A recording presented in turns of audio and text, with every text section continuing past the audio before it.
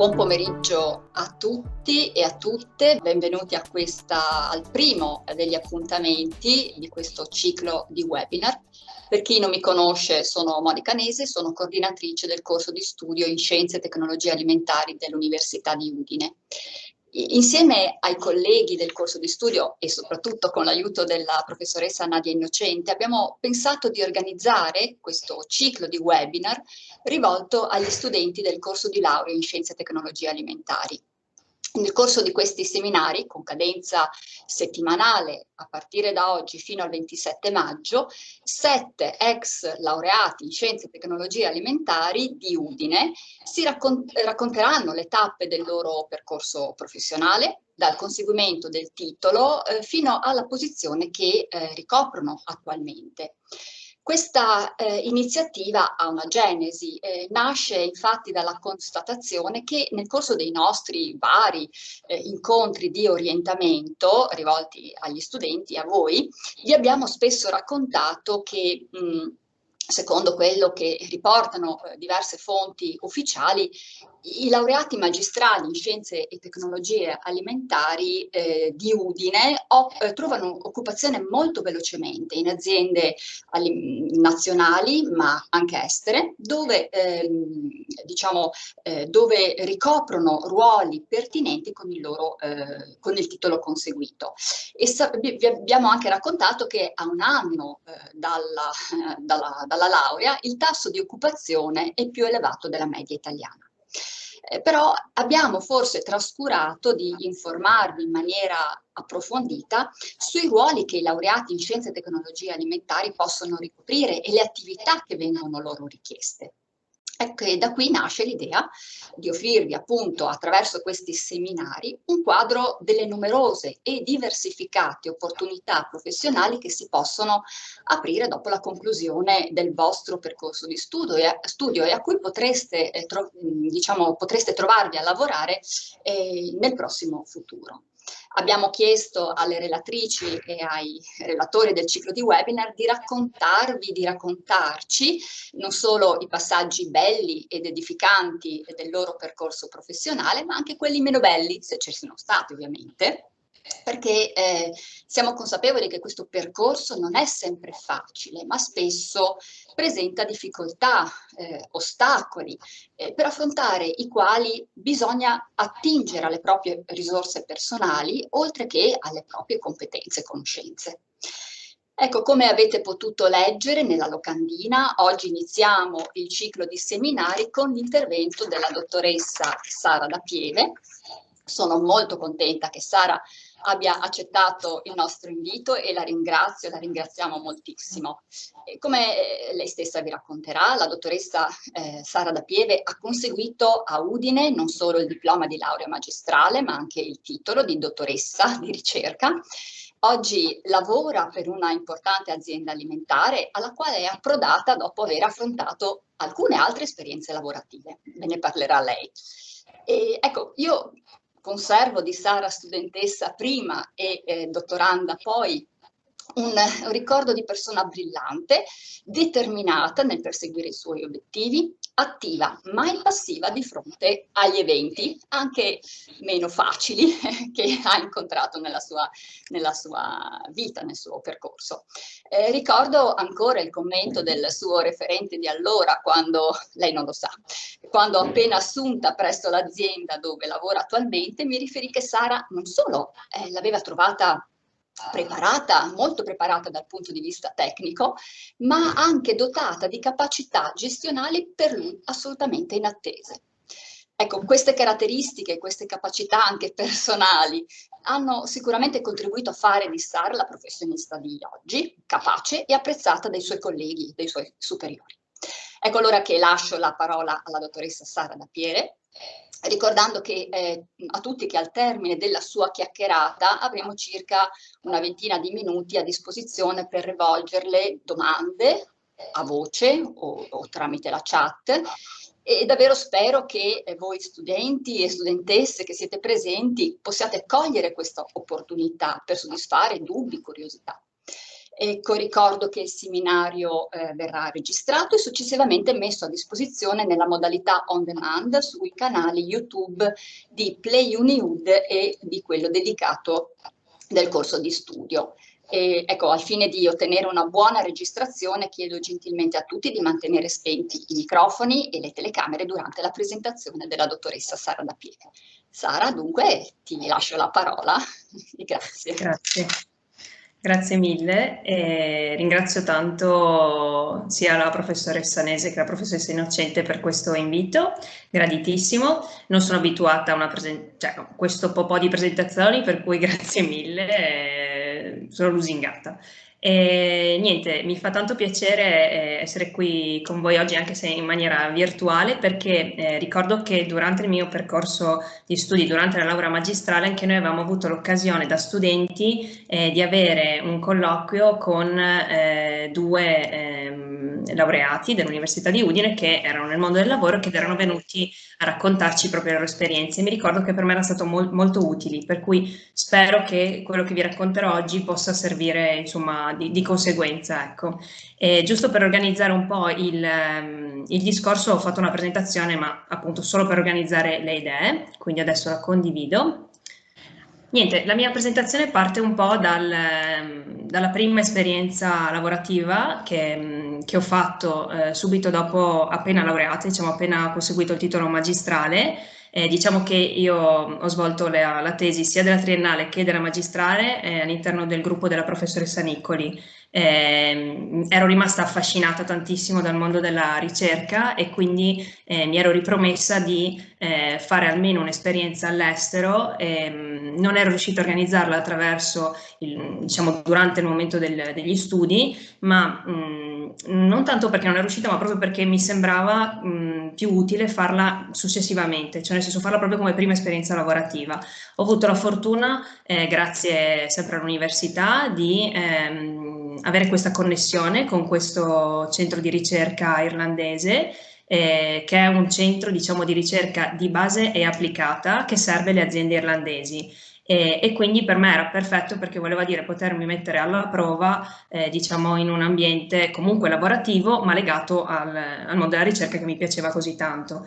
Quindi ho iniziato, insomma, partendo con un sacco di paure, perché ovviamente io per quanto riguardava il mio percorso universitario l'avevo fatto sempre da pendolare, per cui non avevo mai vissuto da sola, quindi ero ancora a casa con la mia famiglia, comunque vivevo benissimo ma con la mia famiglia, non abituata, diciamo, a dovermi arrangiare in tutto e per tutto. Quindi quella per me era la prima volta che mettevo il naso fuori, avevo questa voglia grande di uscire anche dall'Italia e niente, quindi sono partita con tante paure però. Non è stato facile all'inizio, in primis c'è stato lo scoglio della lingua, perché innanzitutto ero convinta di parlare inglese, ero convinta che le mie certificazioni che avevo, che attestavano che avevo anche un buon livello di inglese, fossero sì, significative e reali. Nella realtà dei fatti nessuno mi capiva, cioè nel senso avevo una pronuncia a quanto pare allucinante, per cui nessuno capiva, i madrelingua, insomma, irlandesi non mi capivano. E quindi ho avuto queste prime settimane in cui dicevo, ma cavoli, ma pure mi sembra di parlarlo l'inglese. Infatti l'inglese era corretto, ma la pronuncia che usavo no. Quindi primo segnale che ecco, vorrei dare è cerchiamo di lavorare tutti sulla nostra pronuncia, perché noi italiani abbiamo questo problema con le lingue ed effettivamente quando poi ti trovi ad andare a fare la spesa al supermercato e non riesci a chiedere al panettiere di darti 4 panini è un po' brutto, no? Per cui ecco, quello è stato il primissimo scoglio. Poi comunque sono entrata in questo ambiente molto dinamico di questo centro di ricerca che comunque aveva tante persone che arrivavano da tutto il mondo, per cui era un centro internazionale e questo mi è servito tantissimo, è stato l'altro momento di crescita per me fondamentale, perché mi ha fatto relazionare con persone che avevano culture completamente diverse dalla mia, perché non c'erano solo europei, che già comunque insomma sappiamo che abbiamo punti di vista diversi anche in Europa, però voglio dire c'erano anche persone americane, c'erano le persone indiane, quindi c'era un po' di tutto ed era molto bello perché quando ci si ritrova a lavorare all'estero comunque poi i momenti di condivisione, quella volta che si poteva farli insomma pre-pandemia, sono quelli in cui si sta insieme, ma secondo me si cresce anche tanto e si entra a contatto con queste culture diverse che portano a un'apertura mentale per me che è stata fantastica. Quindi io cosa ho fatto? Ho lavorato per 6 mesi in questo centro, il progetto che seguivo era un progetto che si occupava di studiare l'efficacia dei trattamenti ad alta pressione su purè di frutta, vegetali di vario tipo per una compagnia, per un'azienda irlandese che produceva questa tipologia di lavorati. Diciamo che, giusto per chiudere un po' il cerchio, le prime 2 settimane ero disperata, volevo scappare, volevo tornare a casa, nessuno mi costringeva a farlo, per cui dicevo: "Ma perché devo torturarmi così? Perché devo fare questa fatica?" Poi mi sono detta: "No, cioè ce la posso fare, ho tutti gli strumenti per farcela, ok, c'è lo scoglio della lingua, ok, faccio fatica a capire, per esempio, che al mio collega indiano non posso dare la mano perché effettivamente, cioè, facevo anche queste figure, nel senso che mi presentavo, gli davo la mano, ma per lui, perché proveniva da una casta di un certo tipo, non poteva toccarmi e quindi sì, sono tutti questi piccoli scogli che ho dovuto affrontare pian pianino, che però mi sono serviti tanto e quindi ho detto no, non mollo, resto. Alla fine della fiera, dopo i 6 mesi, piangevo per tornare a casa, quindi per dire, è stato, per me questo è stato veramente la svolta un po' nel mio percorso. Quindi tornata a casa dall'Irlanda. Scusa, Sara, ti Sì, volevo chiedere se vuoi mettere in modalità presentazione così risulta più grande, tu sì, vedi meglio. giusto, sì, sì, assolutamente. Grazie. Eccolo qua. Niente, quindi tornata a casa dall'Irlanda, capisco che comunque il mondo della ricerca appunto mi affascina e vorrei provare insomma a restare insomma nell'università. Mi sento anche che comunque il percorso di dottorato, così come mi era stato proposto e quindi all'interno di nuovo del gruppo della professoressa Niccoli, per me poteva portare a un vero arricchimento e quindi decido di provare insomma a fare il concorso e vinco la borsa di studio.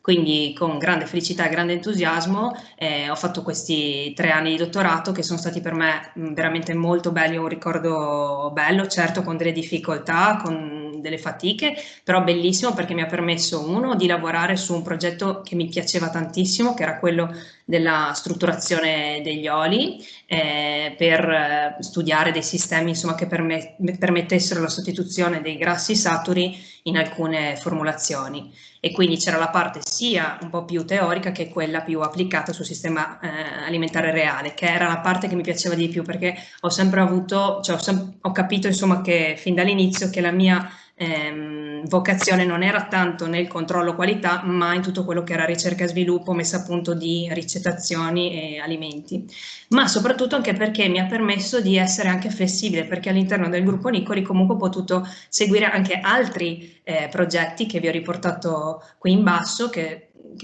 erano diciamo anche delle attività che venivano svolte per delle aziende, quindi mi ha permesso comunque di tenere un pochino anche il piede su quella che era l'attività lavorativa che si svolge in un'azienda, per cui ho lavorato sul trattamenti con la luce pulsata, con la luce UVC e di nuovo con l'alta pressione, sia con l'omogenizzazione che anche in questo caso, qui non lo vedete, ma avevo fatto anche un piccolo lavoro sull'alta pressione su vegetali. Quindi è stato veramente un momento bello, ricco. La professoressa Nicoli mi aveva chiesto anche qualche piccola lezione con gli studenti, per cui mi era piaciuta tantissimo anche quella parte di relazione e avevo fatto da tutor agli studenti anche durante quel periodo e anche quello l'avevo trovato molto formativo, il fatto di sentire comunque esperienze diverse, vedere persone che stanno affrontando magari dei percorsi diversi dal tuo, come li vivono, sì, mi ha portato a avere, cioè mi sento che mi ha portato ad avere una flessibilità mentale, no? Rispetto anche un po' al non tuo, a guardare al di là un po' del tuo orticello. Durante il dottorato mi ero comunque riproposto di ritornare all'estero perché sì, la ritengo un'esperienza, per me è stata un'esperienza formativa fondamentale. Ovviamente ha cambiato tutto, nel senso che quando poi sono tornata dall'Irlanda non volevo più vivere ovviamente con i miei, avevo capito che ero pronta insomma per vivere fuori di casa, per cui da lì sono andata a vivere da sola, appunto ho iniziato il dottorato e poi ho detto no vabbè, ma io voglio ripartire di nuovo. In realtà avevamo appena comprato casa con quello che poi è diventato mio marito, per cui non era proprio il momento perfetto, però dall'altra parte, per cui questo voglio dire, ho pesato un po' le cose, nel senso sì, è stato sicuramente un sacrificio perché avevo appena comprato casa, stavamo sistemando il tutto, però era anche il momento in cui potevo permettermi di andare, no? E di vivermi un'altra esperienza all'estero in una realtà comunque importante. Quindi ho cercato un po' quella che poteva essere un riferimento per la tematica che stavo studiando e ho trovato che a Guelph, proprio all'Università di Guelph in Canada, c'era il professor Marangoni con un gruppo di ricerca incredibile, potentissimo, che faceva delle cose fantastiche e per cui ho detto, boh, ma mi piacerebbe un sacco, però chissà se posso, non posso. E ho parlato con la professoressa e ho detto, vabbè, ma prova a scrivergli una mail, vediamo cosa risponde, no? Perché non c'era ancora un rapporto con l'Università di Udine. E niente, gli ho scritto e ho detto, boh, vabbè, adesso gli scrivo, mi risponderà tra un mese, chi lo sa, ma non vedrà neanche la mia mail, magari va nello spam. In realtà, 5 minuti dopo lui mi risponde dicendo, ma certo, assolutamente, ma quando vuoi venire? Qui siamo pronti, ti aspettiamo. E da lì è partito tutto. Per cui sì, lui ha risposto proprio in una maniera classica canadese-americana, cioè molto informale, molto aperta a tutto, diciamo. E quindi niente, da lì ho detto, oddio, ma allora vado veramente. E quindi boh, mi sono organizzata e non ho fatto tantissimo perché comunque sono stati 5 mesi, però per me sono stati importanti. Di lì di nuovo all'inizio la fatica insomma a prendere un po' le misure, però ero già più forte perché comunque avevo l'esperienza irlandese, la lingua si era consolidata per cui riuscivo a parlare, insomma, e a farmi capire abbastanza correttamente e niente, ho scoperto una realtà incredibile perché comunque questa è un'università proprio dedicata a studi di tipo alimentare e agrario, ma hanno dei laboratori, avendo a disposizione diciamo dei fondi assolutamente incredibili, hanno dei laboratori fantastici con delle attrezzature fantastiche, microscopi elettronici come se piovessero, quindi sì, è stato veramente bello vedere quanto avevano. Dall'altra parte però mi sono resa conto di un'altra cosa, cioè di quanto il fatto di avere a disposizione tutto, cioè qualsiasi strumento, qualsiasi preparato tutto, li portasse ad essere molto meno problem solving rispetto a noi. Noi italiani, perché comunque nell'università c'erano di nuovo persone da tutto il mondo e vedevo che comunque gli italiani avevano, sì, non per generalizzare, ma sul serio si sente questa cosa, una marcia in più nella capacità di uscire cioè la macchina si rompe, ok, non posso fare il test. No, la macchina si rompe, come posso fare a fare il test lo stesso? Posso trovare una soluzione alternativa? Ecco, l'italiano questa capacità ce l'ha, è flessibile, trova il modo di vincolarsi dal problema e trovare una soluzione. E quindi, diciamo, ho portato a casa comunque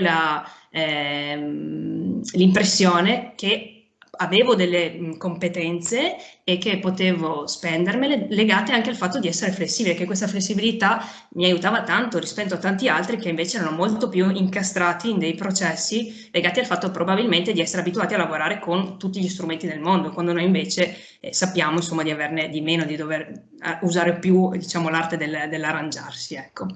Quindi niente, l'esperienza è stata fantastica e poi durante il mio percorso di dottorato non ho solo fatto quell'esperienza lì all'estero, ma ho anche fatto dei lavoretti, diciamo, ho lavorato per questa società, si chiama Vistra, che serve un po' i vari operatori del settore alimentare e che li aiuta nella realizzazione del manuale classico manuale HCCP e corsi per operatori del settore alimentare.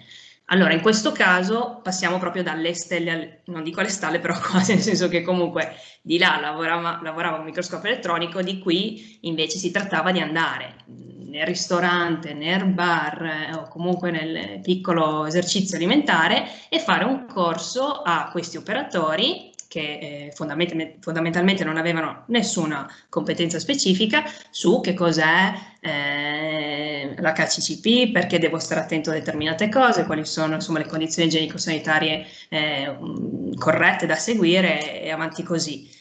Ovviamente non era quello che volevo fare nella vita, però non posso dire di non essere stata contenta di averlo fatto, nel senso l'ho trovato molto utile e mi è tornato utile soprattutto dopo ad allenare la capacità di spiegare ad una persona non competente o comunque con scarse conoscenze in maniera efficace un concetto. Cioè è stato come un pochino, nel senso, imparare ad essere più divulgativo, cioè a essere meno fossilizzato o meno incastrato in terminologie molto tecniche, in spiegazioni un po' difficili, per scendere un pochino più a livello base, per far capire insomma quello che dicevo a queste persone.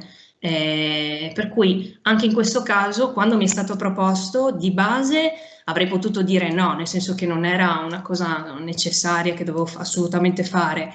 E il fatto di non aver detto di no, nonostante che non fosse così interessante, mi è tornato utile perché appunto ho portato a casa questa capacità qui. Non è facile spiegare a un ristoratore per dire perché deve pulire in quel determinato modo l'affettatrice o perché deve mettere nel frigo in un certo modo l'alimento aperto. Non è così semplice, e il fatto di rendermi conto che non era semplice e di trovare le parole giuste e di essere credibile, perché poi tu arrivi da giovane neolaureato a spiegare a delle persone che comunque sono, non so, 20 anni che fanno il loro mestiere, l'hanno sempre fatto in un certo modo, e tu devi fargli capire che effettivamente c'è un motivo per cui dovrebbero farlo in un altro modo e renderlo meno teorico e più pratico. Ecco, mi è stato molto utile. Qui mi ha aiutato tantissimo il fatto di non dire di no, cioè il fatto di accettare comunque, anche se non era, diciamo, perfetto per me, e anche se venivo da un'esperienza come quella fantastica che avevo fatto all'estero, in Canada.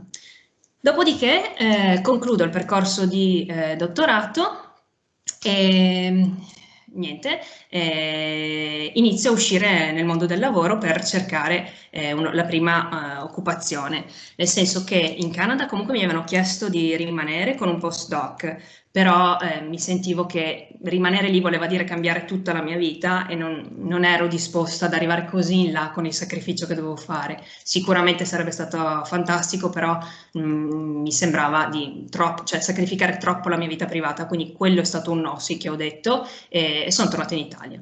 Sono tornata in Italia e ho iniziato appunto a cercare lavoro. Il problema è stato che uscita dal dottorato mi trovavo in completa e piena crisi economica, quindi le aziende facevano molta fatica a assumere in quel momento, e quindi all'inizio è stato proprio difficile riuscire anche a fare qualche colloquio. Poi i colloqui che avevo fatto erano andati bene da una parte, ma male dall'altra, nel senso che per esempio avevo fatto un colloquio in Barilla, che ai tempi eh, si riteneva uno dei posti più interessanti in cui andare a lavorare, e il colloquio era andato molto bene, ma alla fine del colloquio avevo ricevuto come risposta: sì, guarda, il tuo profilo è interessante, ci piaci, ci piacciono anche le tue doti interpersonali, ecco, di questo poi voglio dirvi una cosa, però la tua figura è overqualified per noi, no? Cioè sei troppo qualificata.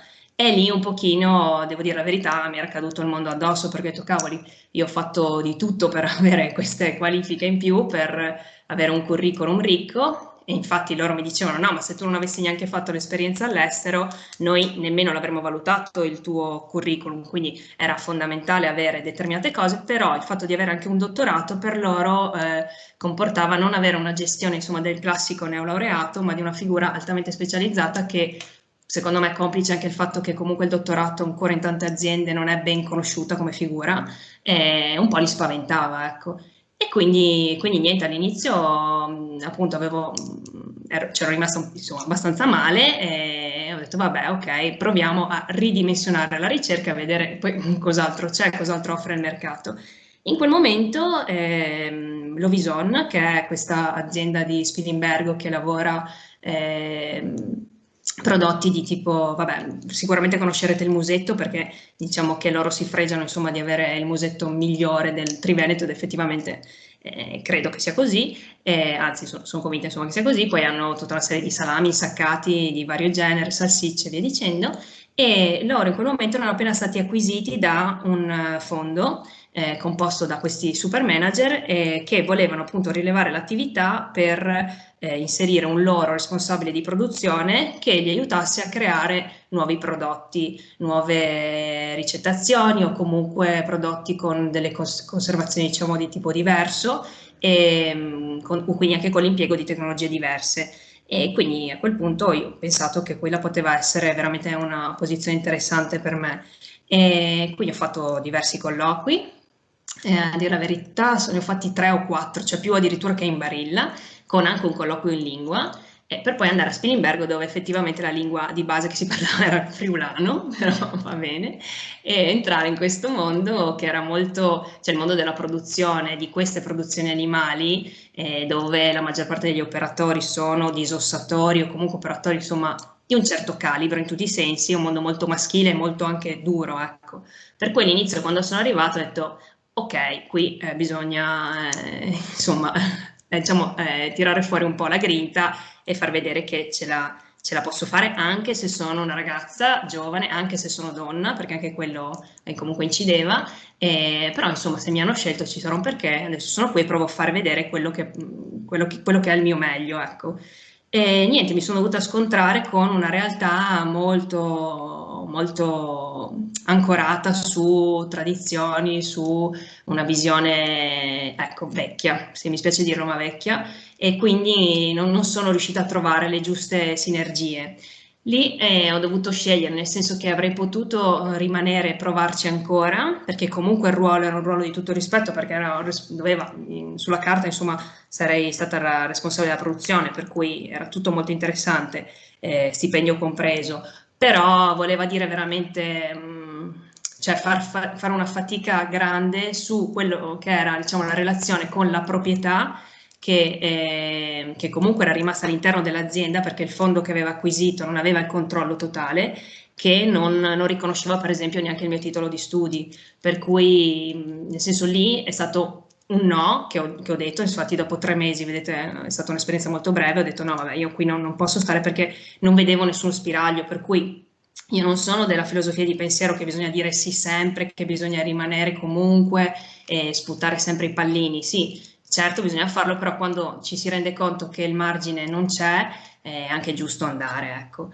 Quindi è stato utile lo stesso perché comunque ho imparato tante cose, ho imparato per esempio anche a legare un salame, non so, insomma, normalmente ecco, non è una cosa che faccio, però ho imparato a legare un salame, a legare una salsiccia, per cui anche cose molto operative e a entrare un po' di più nel mondo di tutto quello che è l'insaccato, che poi mi è tornato utile quando ho iniziato a occuparmi di carne in Bofrost, perché poi abbiamo valutato dei prodotti che per tipologia rientravano in queste tipologie e il fatto di aver avuto un occhio sulle produzioni, anche se per poco tempo, comunque mi ha dato qualche strumento in più per leggere meglio i progetti che stavo seguendo, quindi non è stato tempo buttato.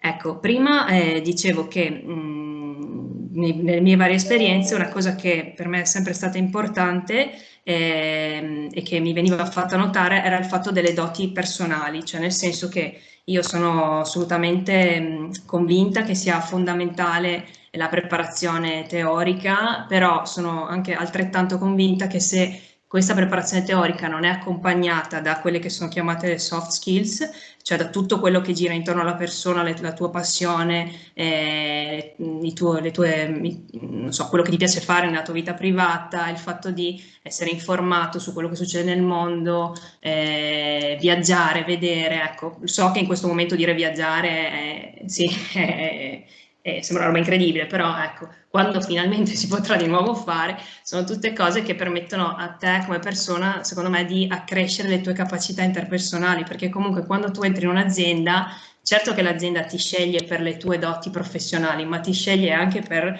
il tuo materiale umano, perché comunque tu andrai a inserirti in un gruppo, un team di lavoro in cui ovviamente si cerca di avere una serenità, di lavorare in gruppo, di aiutarsi, di supportarsi e il fatto di riuscire a essere in connessione con gli altri, di andare a bere un caffè insieme, di fare un discorso, perché voglio dire, anche quando sarete poi nel mondo del lavoro, sarete a cena con i vostri colleghi, quando torneremo a cena, o comunque con i clienti o con i fornitori, non vi metterete a parlare, non so, dell'acrilamide, parlerete anche di altro, no? E più la relazione, almeno per la mia esperienza personale, che si instaura è bella e distesa, più anche quella lavorativa ne guadagna, ecco.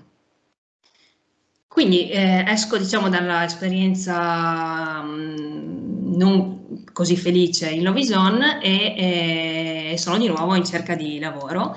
E a questo punto di nuovo incomincio a trovare aziende che non sono disposte a fare colloqui, che comunque in questo momento non cerchiamo perché la situazione è troppo critica, però trovo la possibilità di fare una work experience. Allora, per me fare una work experience, diciamo, dopo quello che avevo fatto fino a quel momento e soprattutto dopo aver chiuso il ciclo di dottorato, era ovviamente abbastanza assurdo, nel senso che mi sembrava incredibile dover ripartire da una work experience, e quindi non era al massimo, però nella realtà dei fatti ho pensato, ok, è una work experience, però è una work experience in Bofrost, mi permette intanto di mettere il piede in azienda, di farmi conoscere, sicuramente è meglio che niente, ok, in questo momento per il mio ruolo non dovrei partire con una work experience, però ci provo lo stesso, perché l'azienda comunque è un'azienda multinazionale, è un'azienda importante, provo a vedere cosa succede.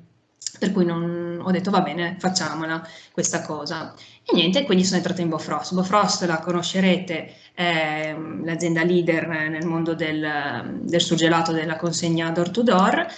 Siamo una multinazionale, diciamo, è distribuita in tutta Europa su 12 paesi. I dipendenti di tutta Europa sono più di 10.000, ma Bofrost Italia come peso, diciamo, sul parco europeo è seconda, quindi veniamo subito dopo la casa madre tedesca.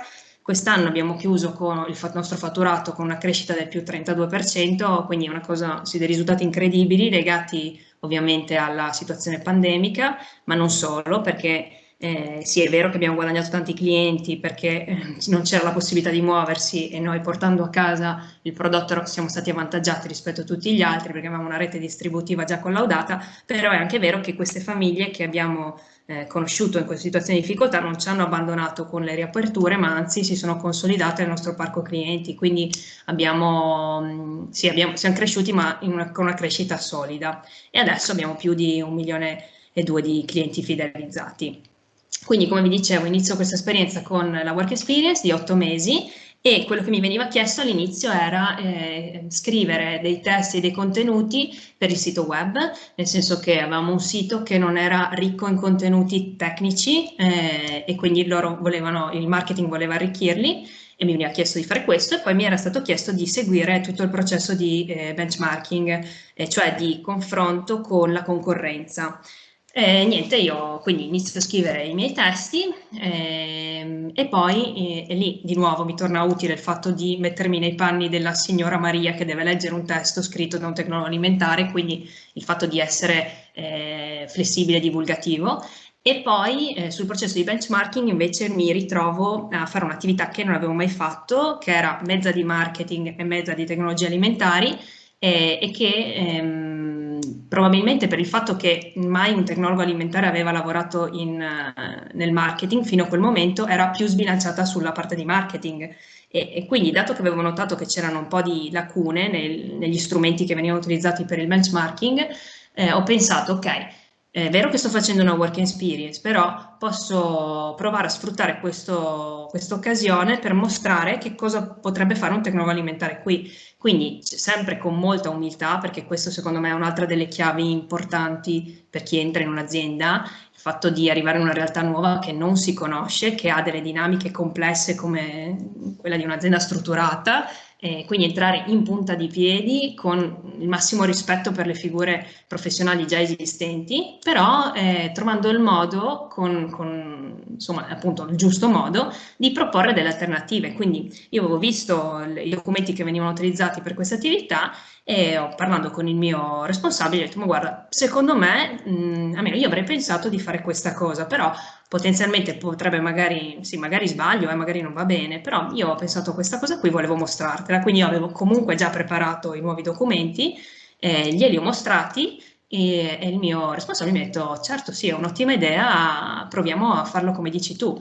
E quindi ho provato un attimo insomma, a mettermi in mostra, ma mettendomi in mostra in maniera molto serena e molto umile comunque perché il fatto di arrivare come nuovo assunto e mostrarsi sbruffoni sicuramente, ecco, non paga, questo lo dico per sicurezza. E niente, ha funzionato perché comunque dopo quegli 8 mesi subito mi hanno proposto un contratto a tempo indeterminato e quindi ho iniziato a fare veramente quello per cui sì, avevo studiato e quello su cui volevo lavorare.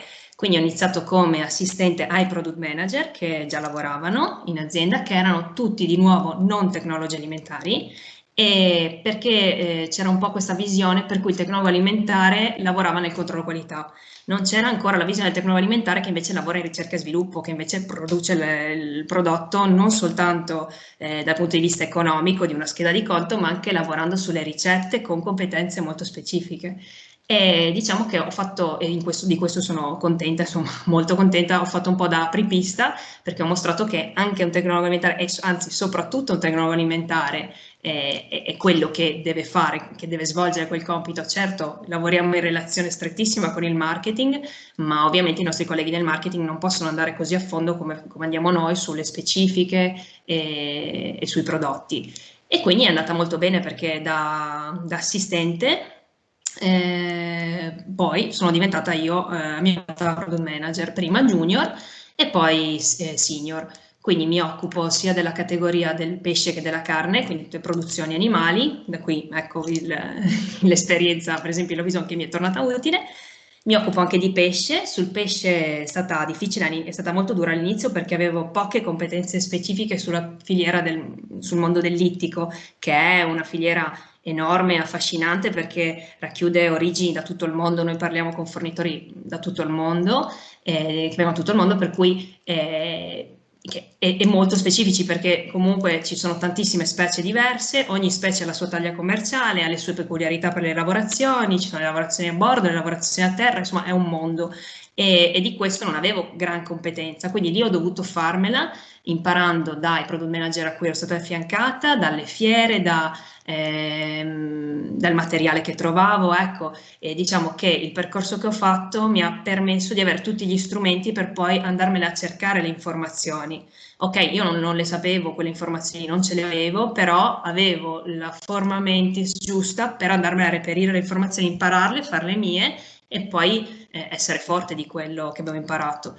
E quindi niente, lavoro su queste due categorie, per cui sviluppo tutti i prodotti nuovi della categoria pesce e carne per Bofrost Italia e avvio le produzioni, questa è la parte più bella per me perché permette a me e al mio collega del controllo qualità con cui lavoro in stretta relazione di viaggiare tanto, di vedere tantissime realtà diverse in tutto il mondo e di imparare, perché ovviamente non avendo soltanto l'occhio su un'azienda, ma entrando in aziende diverse con cui noi entriamo in partnership, si portano a casa piccoli pezzi di tante cose diverse. Non si ha chiaramente la competenza specifica di quella linea produttiva, ma si possono mettere in mezzo, sì, insieme e magari anche switchare competenze che vengono da produzioni, non so, estere in competenze italiane. E questo è molto bello e sì, è la parte diciamo che mi piace assolutamente di più. Poi siamo insieme al controllo qualità, redigiamo la specifica prodotto e creo anche il contratto d'acquisto, per cui anche qui è ovvio che per me, io non sapevo neanche cos'era un contratto di acquisto, l'ho imparato, queste sono competenze tipo economico che non avevo, però di nuovo con la flessibilità e con una forma mentis aperta, un contratto d'acquisto, insomma, se si è capaci di usare un microscopio elettronico, posso ben fare anche un contratto, ecco. E quindi sono tutte cose che si imparano. Più difficile è imparare a trattare un prezzo e il product manager in Bofrost tratta anche il primo prezzo. Di qui entrano le doti interpersonali, quelle di cui parlavamo prima, per cui è ovvio che se divento rossa appena inizio a parlare con una persona che non conosco, farò tanta fatica a trattare un prezzo e a far capire al mio fornitore che deve scendere o dobbiamo trovare un accordo. E invece più sono abituata a stare con persone che non conosco, non so, a essere sereno nel parlare in pubblico, più avrò facilità. Queste cose ovviamente non le ho costruite in Bofrost, le ho costruite prima, negli anni, no? Buttandomi, uscendo un po' da quella che è la zona comfort per provare a mettermi alla prova. E quindi sì, sono servite tutte, ecco. E poi c'è la gestione, insomma, del ciclo di vita del prodotto, che anche questa è molto bella perché è quella che segue un po' diciamo gli effetti dell'imballaggio sul prodotto, la shelf life durante l'invecchiamento, per cui diciamo che il product manager in Bofrost ha una visione a 360 gradi, ce l'ha perché l'azienda è un'azienda media, per cui siamo una multinazionale ma siamo un'azienda medio-grande, non siamo un'azienda enorme. In aziende più grandi il product manager vede solo una parte del processo, noi abbiamo la fortuna, per me è una fortuna di vederlo tutto il processo, dalla nascita, dalla messa a punto fino alla sua fine, quando poi il prodotto esce dall'assortimento. Per cui niente, per me è proprio, cioè nel senso, essendo io una persona che ha bisogno comunque anche di variare, di vedere cose diverse, per me è bello perché mi permette di vedere il ciclo intero e di interfacciarmi anche con le altre figure con competenze specifiche come appunto il marketing, l'ufficio packaging, l'ufficio acquisti, l'ufficio logistica e via dicendo, ecco. E niente, quindi per me le cose, cioè nel senso quello che mi ha aiutato tanto è il fatto di entrare con umiltà, ecco questa è veramente la prima cosa, non essere convinto soltanto perché sono uscito con ottimo voto e sono molto bravo in quello che faccio, di sapere già tutto, di avere già in mano tutte le carte vincenti, no, c'è tantissimo da imparare, tanto di più ancora e ogni giorno c'è qualcosa di nuovo, per cui assolutamente grande umiltà. E il fatto di sviluppare bene, potenziare bene la lingua, questo è stato fondamentale, perché per esempio adesso lavorando nel mondo dell'ittico, se non avessi avuto competenze specifiche linguistiche, non sarei in grado di, sì, non riuscirei a lavorare, non riuscirei a trattare, a parlare con queste persone. Poi spesso nel mondo dell'ittico i contratti più importanti si chiudono a cena o si chiudevano, perché adesso ovviamente le cene no, però o durante una fiera, per cui c'è anche la parte insomma proprio più umana, quindi le doti linguistiche servono, quindi vi invito a svilupparle. Le esperienze all'estero, fondamentali quando potrete tornare a farle, quelle è vero, richiedono un investimento di energie importanti, però sono utili, molto, molto utili. E niente, il fatto di coltivare anche quello che è tutto il resto, no? Che vi permette di strutturarvi come persona in generale, ecco, quindi essere comunque una persona interessante per chi vi andrà a assumere, per chi vi farà entrare nel suo gruppo di lavoro. Uno dice, ma ok, ma perché devo farti entrare nel mio gruppo di lavoro? Sei bravo, ma devi anche essere una persona che si adatta facilmente, che entra in relazione con le altre mie persone del gruppo e che può darmi un contributo positivo anche da questo punto di vista. Ecco, ho parlato tantissimo, scusate, forse ho esagerato. E ti invito a rivolgere delle domande, se ritengono, Sì, accendendo il mi raccomando. microfono attraverso la chat.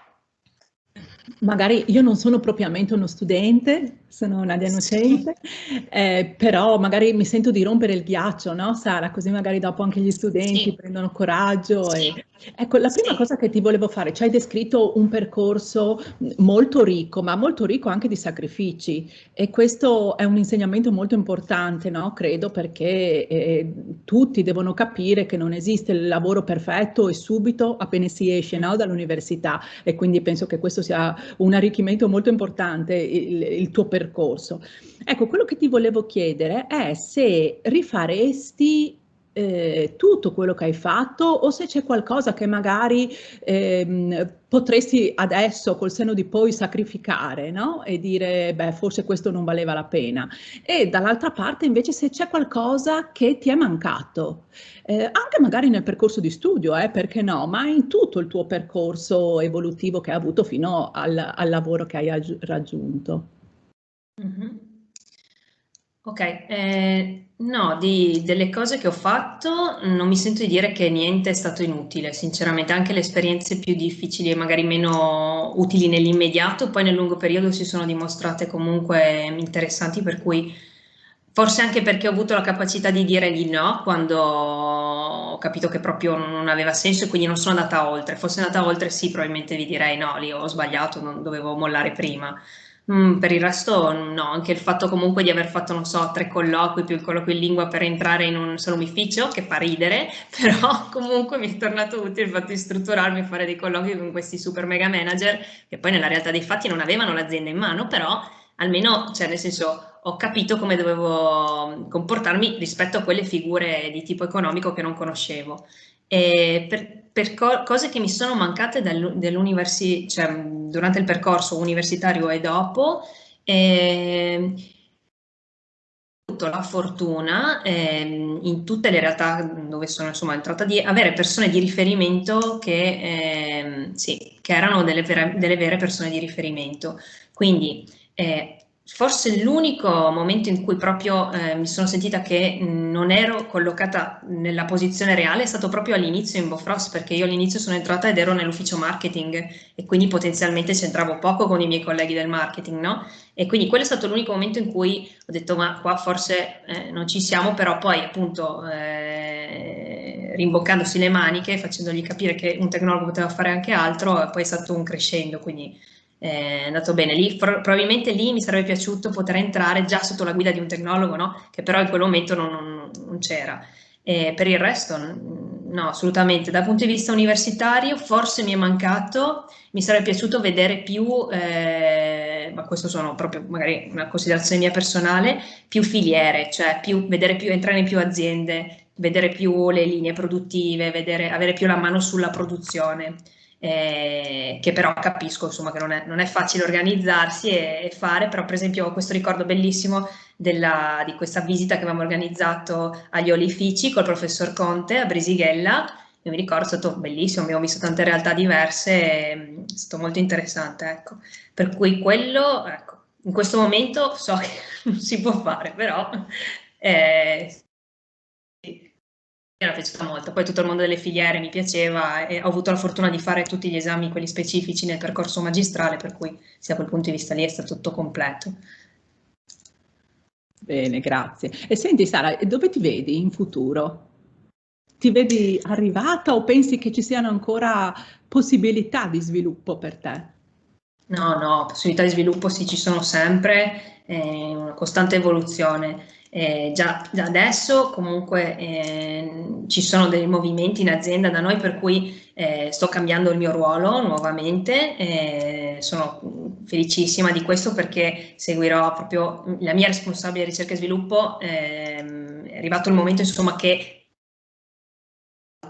e per cui servirà un responsabile della ricerca e sviluppo in Bofrost un po' più operativo e quindi quel ruolo lo rivestirò io e sono felicissima, per me è un momento di crescita fondamentale. È ovvio che nel futuro spero di poter crescere ancora, sì, no, se mi fermo non va bene, ecco. Spero di non fermarmi, ecco, poi dopo. Sì. Te lo auguriamo, dai. Sì, un grande in bocca al lupo. Rinnovo l'invito agli studenti di rivolgere delle domande alla dottoressa Da Pieve. Sì, non intimoritevi, anzi, cioè fatemi tutte le domande che volete, proprio sì, senza Come problemi. lei stessa vi ha detto, è stata studentessa anche lei, quindi sì. insomma, non sono passati poi così tanti anni. Ecco. No. Allora, mentre magari loro formulano la loro domanda, sperando che ci sia una domanda da parte degli studenti, anch'io avrei una curiosità, perché prima accennavi al fatto che c'è stato un momento in una delle tue tappe in cui insomma ti sei sentita un po' a disagio perché tu hai detto giovane e donna. Ecco, mi piacerebbe sapere se a parte quella circostanza ce ne sono state delle altre in cui diciamo ti sei sentita appunto trattata in maniera diversa proprio perché giovane e donna, e se sì, come hai affrontato questi momenti? Sì, ce ne sono state diverse, ultimamente no, evidentemente sto invecchiando, per cui ho perso almeno il fatto del giovane, ecco, per cui rimane il donna che comunque sì, in determinati ambienti pesa ancora, per cui soprattutto all'inizio, quando ho iniziato a lavorare nel mondo il mondo dell'ittico comunque come quello della carne, fondamentalmente è fatto da imprenditori uomini e normalmente tutti gli amministratori delegati sono uomini, per cui lo sappiamo, insomma, le donne hanno meno accesso a quelle posizioni, a quelle cariche. Quindi noi, essendo un'azienda comunque di una certa rilevanza, abbiamo il contatto diretto con le direzioni, con l'amministratore delegato e quindi lì mi sono trovata spesso ad essere comunque, cioè sono cose magari non che si percepiscono, no? Il fatto sì, ok, ma tu quando parlo con il responsabile, tu quando mi fai parlare con il responsabile, no? Poi dici no, sono io responsabile, parliamo io e te, no? Ecco, le ho superate all'inizio con la credibilità professionale, cioè nel senso dimostrandogli che ne sapevo e che magari ne potevo sapere in alcuni casi anche un pochino più di lui. E quindi sì, non tutti, perché non posso dire che tutti, ma alcuni sì, hanno avuto bisogno di avere la dimostrazione sul campo delle mie capacità professionali, addirittura mettendomi in crisi, cioè nel senso cercando di mettermi in crisi con domande specifiche fatte ad hoc per capire se sapevo di quello che stavo parlando, no?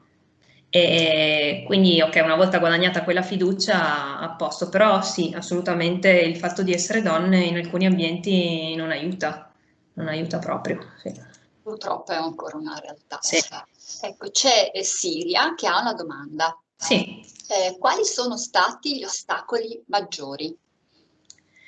Gli ostacoli maggiori, secondo me, sono quelli che ci mettiamo noi, cioè nel senso quelli che avevo io, cioè la paura all'inizio di dire ok, vado, parto, provo, mi butto, non dico di no a prescindere, è vero, farò fatica, però devo trovare il coraggio per andare. Cioè, i miei ostacoli maggiori sono stati proprio sì, legati al fatto che all'inizio avevo paura, perché comunque non conoscevo niente, no, del mondo al di fuori, nel senso sì che avevo fatto il viaggio come turista, ma non avevo mai ordinato da mangiare in un ristorante irlandese da non turista insieme ad altri non turisti, per cui ecco, quelli sono stati, sì, secondo me le cose più difficili. E altre cose difficili sono state il fatto di trovare i giusti equilibri con i colleghi senza andare, diciamo, rispettando le professionalità di ognuno, no? Il fatto di porsi in maniera equilibrata, no? Io sono il tecnologo e lavoro in Bofrost, tutti dovete ascoltare me perché io ho la verità in tasca.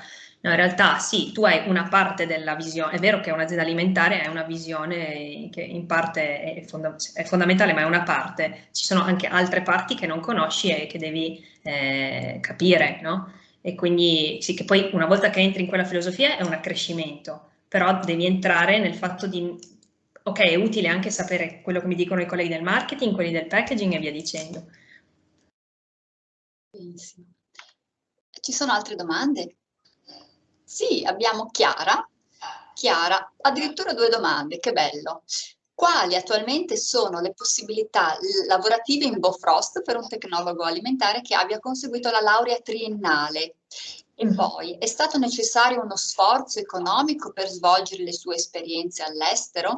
Ovviamente immagino, diciamo, Sì. dover investire economicamente. Sì.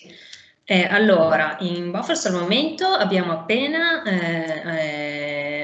fatto entrare come tirocinio uno dei vostri colleghi, neolaureato magistrale, nel gruppo di ricerca e sviluppo e abbiamo, lui ha, diciamo, se tutto andrà come deve, ha un percorso poi in ricerca e sviluppo. Poi ci sono altri tirocini in controllo qualità, per cui abbiamo queste 2 zone dell'azienda, appunto la ricerca e sviluppo e il controllo qualità, dove una laurea triennale entra normalmente con un tirocinio e poi chi lo sa, nel senso che per esempio in controllo qualità so che anche in passato ci sono state persone che hanno lavorato con noi, poi hanno scelto di andare anche di cambiare, però soltanto con il titolo triennale, senza avere la magistrale, sì, questo sì. Per quanto riguarda invece la seconda domanda, mi sono distratta. Se Che in qualche modo hai dovuto affrontare economico. economicamente a livello Sì. personale Sì. Sì. l'esperienza all'estero. Sì, allora diciamo che per la seconda esperienza che ho fatto all'estero, quella in Canada, no, perché essendo all'interno del dottorato c'era una maggiorazione della borsa e penso che ci sia tuttora, no, che per il dottorato c'è una maggiorazione se si va all'estero, quindi avevo coperto tutte le spese. Invece per la prima esperienza all'estero, quella in Irlanda, lì avevo vinto questa borsa di studio del progetto Leonardo, quindi non sono partita sguarnita, diciamo. Però è anche vero che gli affitti erano molto costosi, per cui mi ricordo che i miei genitori mi avevano aiutato all'inizio, sì, non con grandi cifre, perché comunque la borsa era sufficiente, però mi avevano dato una mano, ecco. Non avessi avuto la mano dei miei genitori, sicuramente avrei dovuto trovarmi un lavoretto, ecco, magari serale, come facevano hanno fatto alcuni miei conoscenti, i miei colleghi, che si sono mantenuti in quel periodo lì facendo il lavoretto al bar, classica, sì, sostegno così. Certo, questo è tipico. Sì, sì. Ecco, abbiamo Carlo che chiede, Dunque, sulle esperienze all'estero, come sono stati presi i contatti? Sono stati proposti dall'università oppure li ha trovati in maniera indipendente? Sì, allora, in Irlanda, attraverso il progetto Leonardo, c'era già una relazione con il gruppo, sì, beh, professoressa Monica, esatto, Mese, la promotrice, esatto. E infatti io sono andata quando c'era anche Martina. No, Marina, non Martina, Marina, sì, che usciva, esatto. E quindi lì no, lì una volta che ho preso la borsa di Leonardo, poi c'era già avviata la relazione. Invece appunto con il professor Marangoni in Canada no, non esisteva nessuna relazione, è partita così. Ed è stato molto semplice a dire la verità, alla fine non si pensavo sì, che lui avrebbe avuto più remore o comunque avrebbe chiesto più referenze, invece è stato tutto molto informale, molto veloce. Sì.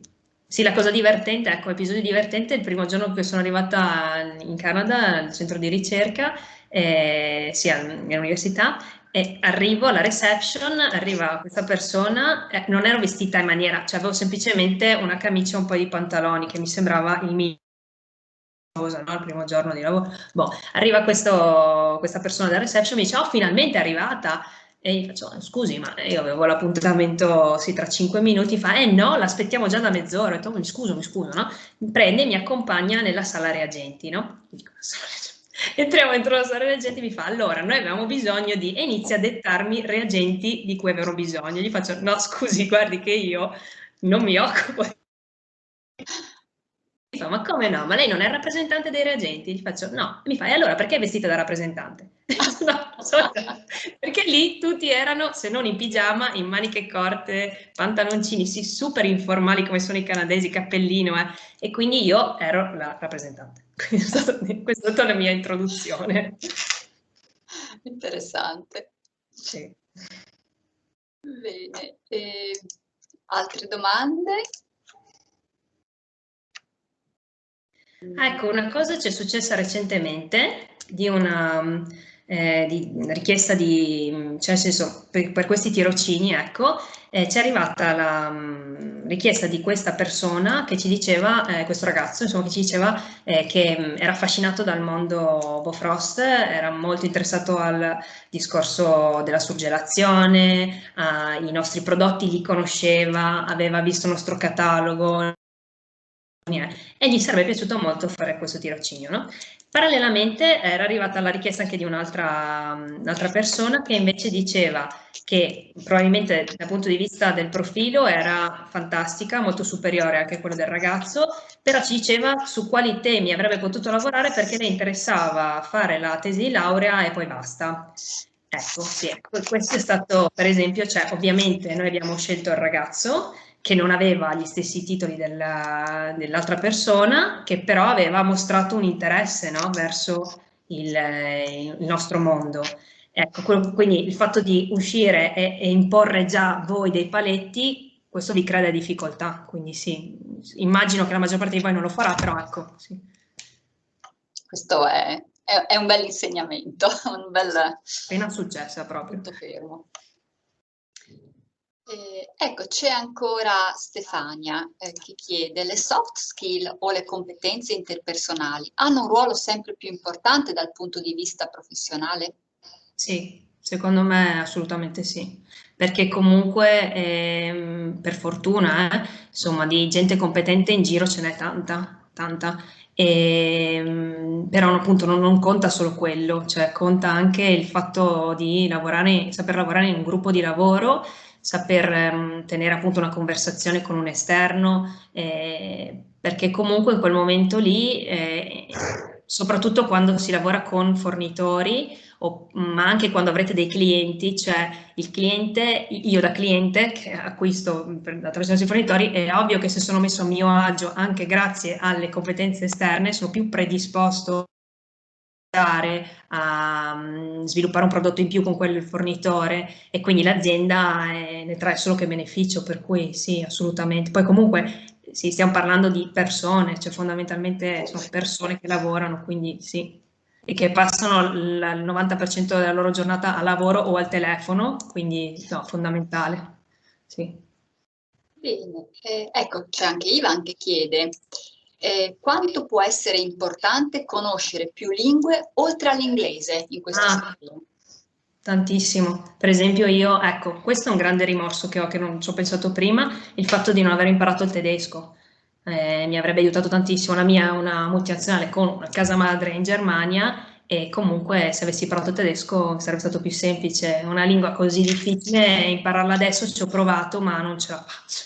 Non riesco a trovare il tempo abbastanza per dedicarmici e faccio fatica, sì, assolutamente. Le lingue per esempio anche ho dei colleghi che parlano il cinese, è fantastico, sì, aiuta tantissimo, soprattutto poi con le lingue così specifiche, no? Per alcuni campi, per esempio nel mondo dell'ittico lo sono, il fatto di poter parlare con, noi ci relazioniamo tanto con il sud-est asiatico e con la Cina, poter parlare nella lingua che loro conoscono, che ti porta anche a una realtà più vicina alla loro, è fondamentale. Sì, se avete queste possibilità sfruttatele tantissimo.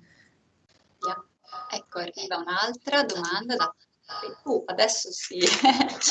Allora, Federica, una domanda. Vorrei sapere se oltre alle visite in azienda ci sono state altre esperienze durante il suo percorso triennale e magistrale che ha ritenuto utili per lo sviluppo delle soft skill. Sì, il fatto di fare questo però durante il dottorato, no, durante la vita da studente, ci penso, durante i progetti per le tesi, la prima l'ho fatta comunque parzialmente in azienda e quindi il fatto di vedere un'azienda, comunque iniziare a relazionarmi con delle persone con le persone che ci lavoravano, sia stato utile per lo sviluppo di skills.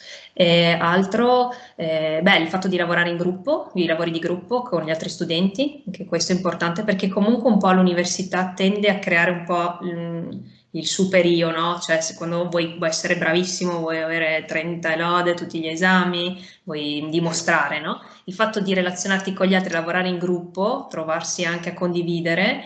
Io per esempio facevo tanta fatica all'inizio perché per me io sono sicura, sono precisa, sono sicura che lo faccio bene, devo fidarmi di te. Invece il fatto di entrare in relazioni, promosso attraverso i lavori in squadra, diciamo, che so che fate anche voi, per esempio il corso di formulazioni, quello vostro bellissimo, dove c'è la parte di sperimentazione, sì, è tanto importante anche quello, sì, proprio con i vostri colleghi anche.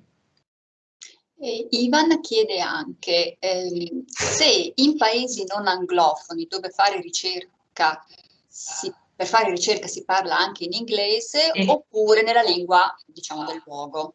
No, quasi sempre l'inglese comunque, nel mondo della ricerca è inglese, anche perché è talmente multiculturale che se non parli inglese è impossibile perché c'è gente da tutto il mondo e c'è il francese, c'è lo spagnolo, ma c'è poi l'indiano, c'è il sudamericano, devi avere un minimo comune denominatore che è l'inglese. Bene, io non lo so se adesso arrivano altre domande, ma mi pare che insomma tu ne abbia ricevute un bel po', mi fa molto piacere, evidentemente hai stimolato Sono contenta. curiosità, credo che tu abbia offerto una serie di suggerimenti e di indicazioni molto importanti e penso che gli studenti in particolare ne faranno tesoro. Magari le riassumo proprio in 3 frasi. Che mi hanno, diciamo, in qualche modo mi sembrano le più rappresentative tra tutte le cose che hai detto, ne hai dette tantissime. Sì, avete troppe forse. Sicuramente il corso di studi offre conoscenze diversificate, approfondite, si impara un sacco, ma ovviamente non si impara tutto, non è possibile imparare tutte le nozioni possibili e immaginabili. Quello che è importante è capire quali sono i concetti di base, farli propri, interiorizzarli e su questi concetti di base poi si costruiscono le competenze aggiuntive, complementari, utili nella situazione lavorativa in cui ci si viene a trovare. Credo di aver interpretato così bene. La seconda cosa che ritengo su cui hai puntato molto, è che accanto alle competenze specifiche, quelle proprio diciamo del settore delle tecnologie alimentari, spesso ci si trova nella necessità di confrontarsi con altre competenze. Il tuo lavoro a Labo Frost, quello iniziale che diciamo riguardava un po' il settore del marketing, è un esempio limpido, no, di questo, di cercare anche di trovare il modo di coniugare le tue competenze con quelle di un altro mondo. Esatto. E la terza cosa che mi pare anche gli studenti abbiano, attraverso le loro domande, colto perfettamente, è che non basta sapere, conoscere, avere una solida competenza, una solida conoscenza di tutto quello che riguarda il mondo delle scienze e tecnologie alimentari, ma anche appunto le capacità trasversali, le soft skill, che si acquisiscono sul campo, possono essere, diciamo, come dire, ci si può allenare a questo, sicuramente l'esperienza fuori nel mondo, come dicevi tu, anche semplicemente andare all'estero aiuta. Noi nel corso di laurea magistrale puntiamo molto sullo sviluppo delle soft skills, attraverso proprio, come dicevi tu, i lavori di gruppo, le attività interattive, gli incontri come questo di oggi con il mondo, diciamo, esterno all'università, che comunque in qualche modo fa scattare il campanello e allerta appunto a prendere in considerazione anche questa cosa. Bene, io se volevi aggiungere qualcosa, Sara? Perché mi è venuto in mente adesso che è una cosa che spesso durante il percorso, perché è da un po' che sono in Bofrost, però pensando al percorso che facevo, spesso mi è venuto in mente che la professoressa Nicoli mi diceva sempre, e non so se lo dice ancora, però questa cosa me la ricordo, che mi diceva sempre: guarda Sara, tu punta in alto, che tanto per scendere c'hai sempre tempo. Cioè, mi è servito tanto, cioè il fatto di magari non essere così sicura delle mie competenze, però dire ok, ma io ci provo, poi vediamo, casomai torno indietro. A me è servito, sì. Magari mi ha aiutato anche a darmi un po' di coraggio, no? Di dire ok, proviamo. Certo, sì, bisogna avere il coraggio di osare. Sì. Poi non va sempre dritta, perché non va sempre certo. dritta, però... Nadia, volevi aggiungere qualcosa? Una conclusione? Sara è stata utilissima, come ti dicevo prima, secondo me anche il vedere tutto il percorso di uno studente così completo, no? Non solo l'arrivo, la fine, no? Penso che per gli studenti sia molto importante, quindi anch'io come la professoressa mi sento di ringraziarti veramente per questo tuo intervento e spero che sia stato apprezzato, sicuramente sarà stato apprezzato anche dagli altri studenti. Grazie Sara. Grazie a voi. Grazie Sara, grazie a chi ha partecipato, agli studenti. Ti salutiamo Sara, grazie ancora e diamo l'appuntamento agli studenti alla prossima settimana, stessa ora, stesso canale. Bocca al lupo agli studenti, forza!